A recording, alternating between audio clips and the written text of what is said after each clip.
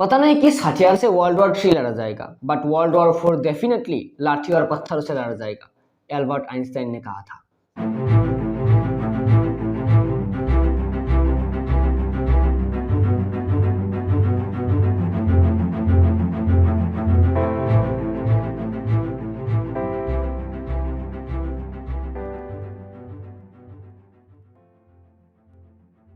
जिस भविष्य को लेकर हम इतनी उम्मीद लगाए बैठे हैं कि फ्यूचर ऐसा होगा, इतना अच्छा होगा, उस भविष्य पर एक तबाही का काला साया अभी से मंडरा रहा है, जिसके आपको भनक भी नहीं है या फिर आपको भनक लगने नहीं दिया जा रहा। एक परमाणु बॉम्ब कितना तबाही मचा सकता है, हिरोशिमा और नागासाकी दोनों इंसिडेंट से आपको पता लग जाएगा।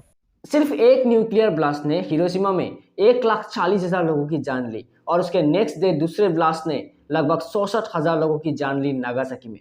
और तो और ये पूरी जगह आज भी रेडियो एक्टिव है और आने वाले नेक्स्ट जनरेशन्स को भी इसने तबाही के मुंह में धकेल दिया। कहते हैं कि ओवर पावर लोगों को करप्ट कर देता है, पर इस न्यूक्लियर पावर ने तो पूरा दुनिया को ही करप्ट कर लिया। सबको लगता है कि न्यूक्लियर पावर मतलब न्यूक्लियर बॉम्ब ही है, लेकिन अफसोस ऐसा नहीं है। ये परमाणु शब्द आपके सोच से कई ऊपर है। तो चलिए देखते हैं ये परमाणु आखिर किन किन तरह से ह्यूमैनिटी को पूरी तरह से डिस्ट्रॉय करने की कैपेसिटी रखता है। न्यूक्लियर पावर से सबसे पहला खतरा है वॉर। ऐसा वैसा वॉर नहीं, न्यूक्लियर वॉर। और अगर ऐसा होता है तो आने वाले हजारों सालों तक ये धरती पूरी तरह से बंजर बन जाएगी और हो सकता है कि आने वाले वक्त में इस धरती में कोई भी नया जीवन संभव ना हो पाए। चलो मान लिया कि ये फ्यूचर नहीं है, इंसान सुधर गए और वॉर को अवॉइड किया, पर ऐसा क्या वो भी करेगा? मतलब हम बात कर रहे हैं आर्टिफिशियल इंटेलिजेंस की। ये हमारे बीच पनपने वाला एक ऐसा चीज है जो एक बच्चे की तरह हर चीज को सीखता है, अपना लेता है। और अगर इन फ्यूचर ये आर्टिफिशियल इंटेलिजेंस इतना स्मार्ट हो जाए कि हमको ओवरपावर करके सारे न्यूक्लियर पावर को हैक करके अपने कब्जे में कर ले, तो इसका एक झलक भी हमें ऑलरेडी दिख चुका है। एक रोबोट का नाम है बिना 48। वो एक इंटरव्यू में बोला था कि if she could hack the nuclear power she would rule the world.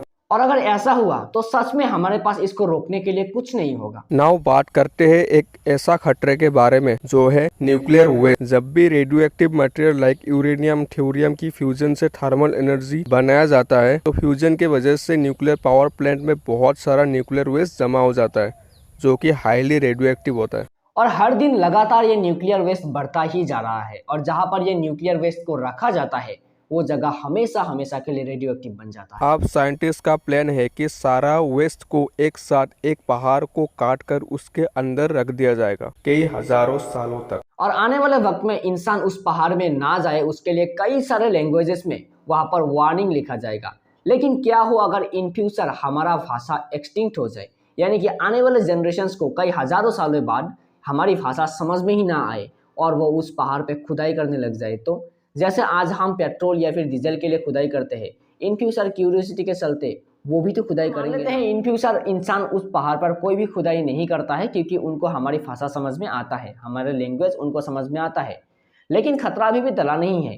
क्या हो अगर उस पहाड़ के आसपास या फिर उस पहाड़ में जिसमें वो सारे के सारे रेडियो एक्टिव मटेरियल डाला हुआ है, उसमें गाड़ा हुआ है, अगर उसमें कोई नेचुरल फेनोमेनन हो जाए जैसे कोई भूकंप या फिर कोई वोल्केनो इरप्शन, तो वो सारा रेडियो एक्टिव मटेरियल हवा में मिल जाएगा, बाहर निकल आएगा और तब हमारे पास बचाने के लिए सच में कुछ नहीं बचेगा।